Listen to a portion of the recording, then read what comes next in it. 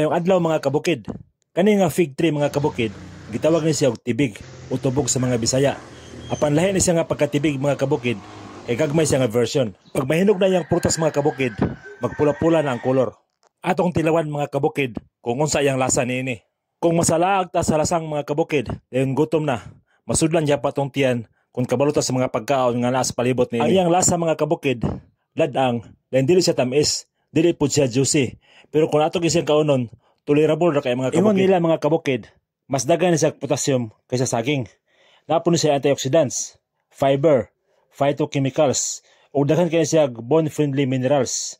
Dayon mayo po siya sa blood pressure mga kabukid.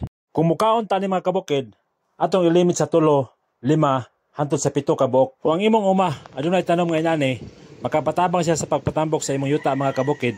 Pinaagi sa pagdikompos sa iyang bunga. Iyang dahon mga kabukid, gigamit po din namo diri sa bukid isip puli sa Scotch-Brite. Naay hait ang blade sa iyang dahon mga kabukid. Na kung ilimpyo nimo sa plato, butangan nimo sabon, malimpyo ang plato mga kabukid.